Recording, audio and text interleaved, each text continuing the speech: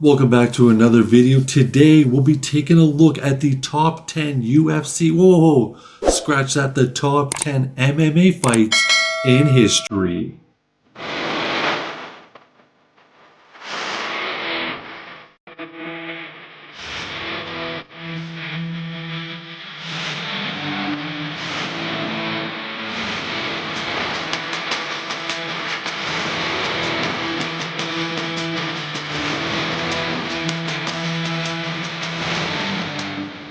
Alright, at number 10, the finale of the first season of The Ultimate Fighter, possibly the most important fight in UFC history, Stephan Bonnar versus Forrest Griffin. Now, this wasn't even the main event of the Tough One finale. It was actually Shamrock versus Rich Franklin, but nobody remembers that match. All they remember is Stephan Bonnar one-on-one with Forrest Griffin, one of the craziest fights. Like I said, probably the most important fight in MMA history, if not definitely UFC history. I remember when they put Tough the season on, the Fertittas actually had to bankroll it. They put it on right after Monday Night Raw, trying to get a little boost from the wrestling fans. But boy, oh boy, when the finale came and these two started banging, what a war. It was like minute by minute, the viewership was increasing, and once it was all said and done, in a very close fight, a huge brawl, it was Forrest Griffin picking up the dub, getting the contract. But after it was such an amazing fight, Dana White said, you know what? We're going to give both you guys contracts. And that was a wrap. The Ultimate Fighter Season 1 finale, light heavyweight finals, Stephan Bonnar, Forrest Griffin, number 10. And number 9 is actually from Pride FC. It's from Pride 21, as Don Fry went one-on-one with Yoshihiro Takayama. You could definitely argue this fight could be a lot harder, because this fight was absolutely bananas. These guys went at it right from the get-go, throwing bombs at each other. It looked like it wasn't real. Like, who can take these amount of punches? Now, as soon as they got face-to-face there, you knew this was going to be an all-out brawl. And boy, oh boy, was it a war to settle the score. They just threw punches at each other at the same time, with neither one flinching. In the end, it was Don Fry that picked up the victory. But if you haven't seen this fight, go back and watch it. It is absolute chaos. Number 9. And number 8 was actually an interim title fight at UFC 236 between Kelvin Gastelum versus Israel Adesanya. This fight was a barn burner. That's right. Both guys went back and forth. Both guys got wobbled. Everyone going into the fight thought Adesanya was actually going to destroy Gastelum, but boy, oh boy, did Gastelum, who missed weight multiple times at welterweight, was getting a shot at the interim middleweight championship of the world, and neither guy would disappoint. Of course, we know Adesanya went on to pick up the victory and to become a long-reigning, undisputed middleweight champion, but this fight went back and forth. At the end, even the commentator said, I have no idea who won this fight. It could have went either way, but it was not Gastelum's night. Adesanya walked away the interim middleweight champion of the world. And just to show how good this fight was, a few years later, the fight was actually inducted into the UFC Hall of Fame. The next fight actually occurred at another Ultimate Fighter finale in 2009. It was the Tough 9 finale, as the Season 1 winner, Diego Sanchez, went one-on-one with Clay the Carpenter Guida. Now, this fight was an absolute war, as most of the fights on this list were. But I mean, you should have saw at one point, Guida ate a head kick that would have knocked out 98% of human beings. And he just ate it and moved on like it was nothing. These guys went back and forth, just absolutely throwing bombs at each other. Now, at one point before the fight, if you look at the face-off right before the fight began, look at these two guys. You know we're going to get absolute destruction in this fight, and that's exactly what we got. And of course, in the end, it was Diego Sanchez picking up the victory over Guida. But this fight, like I said, an absolute war. The head kick to end all head kicks doesn't get the job done. The toughness of both of these guys were on full display. And what does a fight of this caliber get? That's right, in 2019, this war went into the UFC Hall of Fame. And the number 6 fight was the greatest women's MMA fight of all time, not even a doubt, as the former champion Joanna Jędrzejczyk challenged Weili Zhang for the women's strawweight championship. That's right, by far in my opinion, the best women's MMA fight ever. Not even close. They had a rematch. The rematch was not as well. I mean, what can you do? You can't really hold anything in women's MMA up to this fight. I know they just announced Gina Carano versus Ronda Rousey and Netflix in a couple months, but no offense to them or anyone else, this is the best women's fight of all time. They went back and forth. It did go to a decision where Zhang successfully defended the title. But I mean, this was an absolute war. Look at the battered and bruised faces of these two women. What a war. What a fight. Number 6 in the top 10 MMA fights of all time. And the 5th best MMA fight of all time was from UFC 139 as two Pride veterans went one-on-one as Mauricio Shogun Rua went one-on-one with Dan Henderson. Now, like most other fights, this was a brawl. Both men just thrown back and forth. At one point, Hendo actually had full mount and somehow Shogun escaped and vice versa. It was just a battle. These two guys were in several battles back in Pride, both coming over to the UFC after Pride was purchased. Shogun came in and beat Lyoto Machida and became the light heavyweight champion after being robbed in their first fight, in my opinion.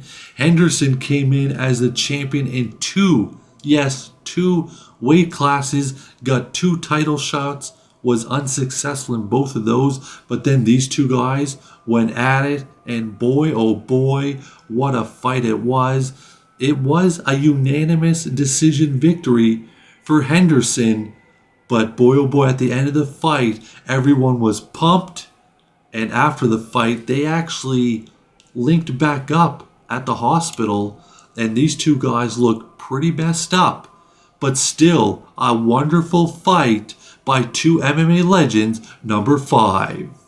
Now, before we get to the top 4, I've got a few honorable mentions. Honorable mention works for me and you. Mark Hunt versus Antonio Silva from Fight Night back in 2013. Cub Swanson versus Doo-Ho Choi from UFC 206. Frankie Edgar versus Gray Maynard 2 from UFC 125. Nobody watching that fight thought Frankie Edgar was going to escape with a victory.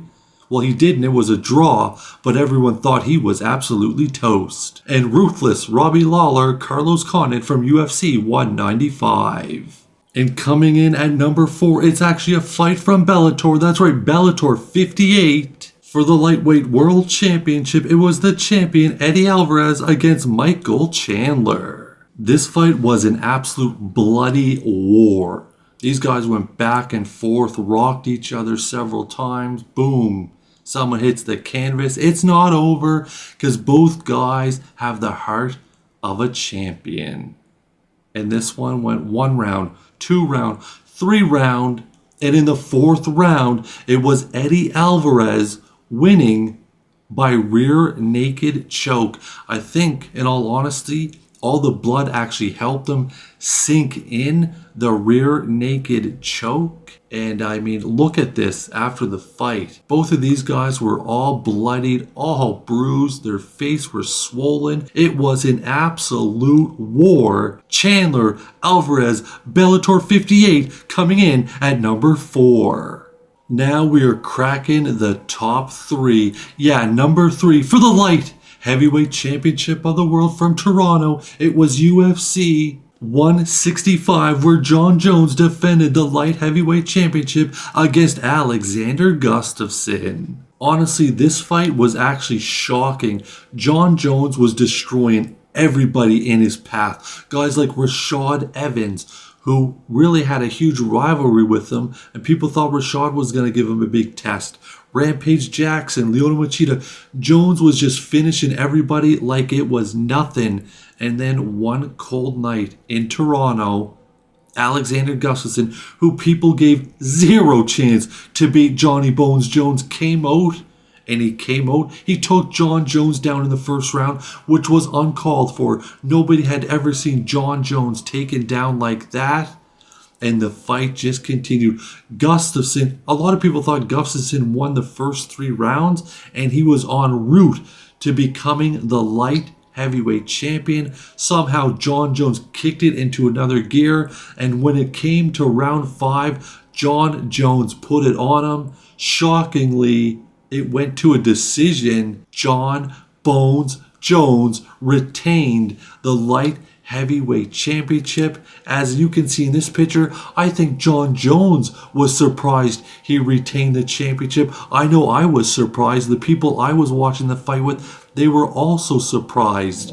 But at the end of the day, Jon Bones Jones only has one loss, and that's to Matt the Hammer Hamill. Number 3 in the best fights of all time, Jon Jones, Alexander Gustafsson.